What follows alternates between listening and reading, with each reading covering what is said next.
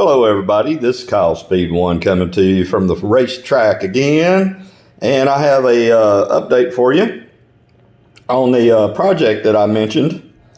Some brainstorming, as it were, concerning the axle box and the track running analog. In that you don't have the ghost car option technically with the system in analog. Okay, now this is a digital Carrera track system.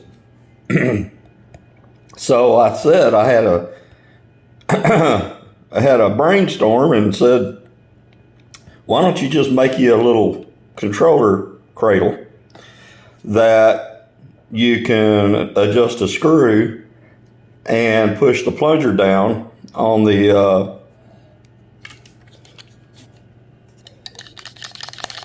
controller, and depending on which controller you put in there, you can create an analog ghost car that you can race against. Okay, so that's my little NSU. It's a little cutie pie. I got that off of eBay a while back, and it runs really, really well. So anyway, ta-da! There's the project made out of scrap from the Racetrack Scenics building setups. You know, just the leftover wood, MDS from all that stuff is scrap. Okay, so there I've built the cradle. I got a hole drilled in it to where I can mount it onto the side of the track, and with a screw in it, it can swivel in case you kind of brush up against it or what have you, and not rip everything apart. So that's a basic ASC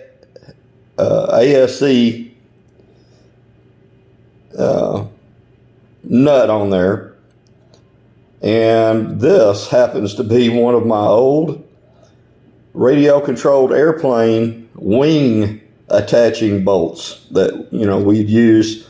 They would break if it got hit hard enough, so that way you didn't destroy your fuselage and you didn't destroy your wing.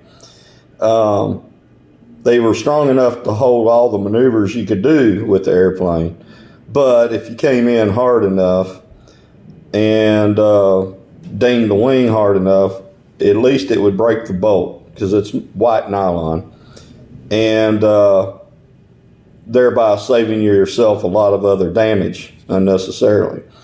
But that's how I did the cradle. Now this, and I'm going to try to do this one-handed.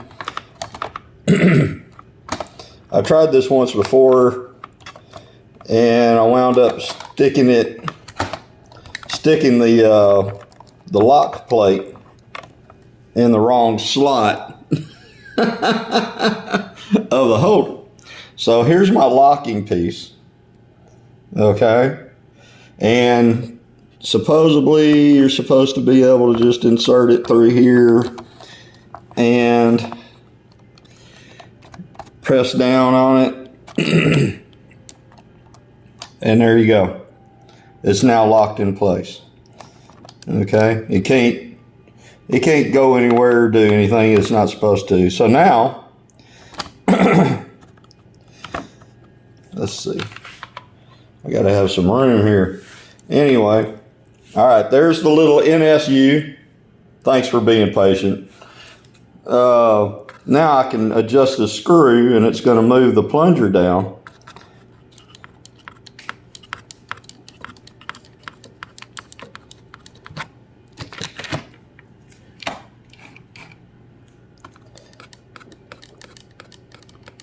Have I even got the right? I may not have the right plunger. Oh man, I'll tell you what. Let's see.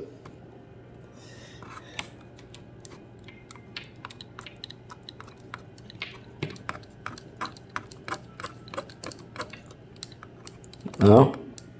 Did my system go to sleep? I don't think so. Well, I tell you what, Murphy's Law's been working on me overtime lately. Here I am trying to do a simple little video. Nearly lost my screw. Yeah, I have that problem. All right. Okay, so. Okay, there it is. All right, it's alive.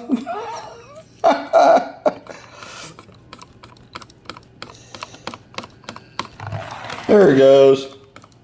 Well, it stopped at that gap.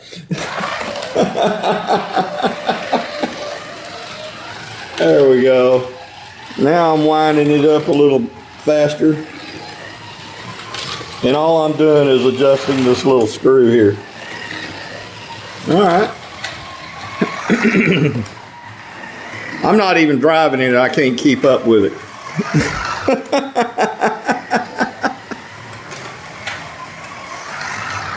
So basically, that's my fix for an analog ghost car.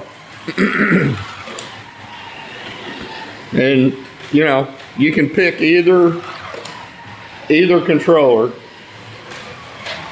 Okay.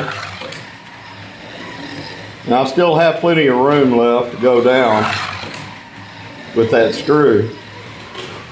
So that's not as fast. That's about as fast as I want to run it. Because oddly enough, that one doesn't have magnets in it, but it handles great. Okay, so you can do this one of two ways. Let's say the ghost car wiped out on the track somewhere. I just hit this button here on my axle box. Okay, that just cut the power off. Watch. All right, so you can do that with both lanes. You can do it with both lanes. All right, see, there it went again. I turned it off. The light's off. If I get my finger out of the way, yeah, the light's off. See, so if I'm racing. Let's see. We'll try this one. My little Fiat 124.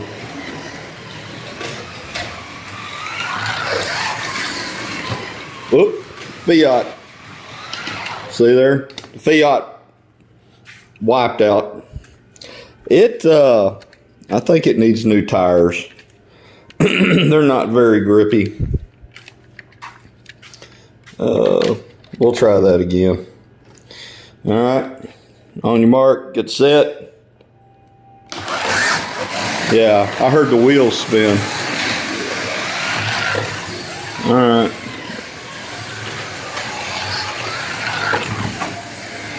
And it wiped out again.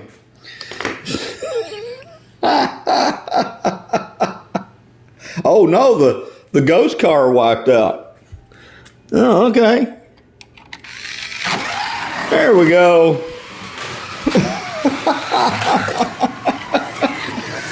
All right, he's on my tail. He beat me. Hey. Okay, that's enough of that. Everything keeps wiping out on me. Anyway, there's, basically just rig you up a little box with one side totally open and rig you up a screw on another piece to thread down through to hit that plunger. All right. And when you're done, I don't have any room. When you're done, you just turn the screw back out. And this is, of course, a heck of a lot easier when you have access to both of your hands. Okay, so there goes the locking piece. Now I can lift the controller out of there. And we're back to how everything was. And like I said, I'll be mounting it right here. So I can grab either the blue one or the yellow one, choosing whichever lane I want, put it in the cradle, and power the system up, and start screwing the screw down until I get the desired speed that I want for my ghost car.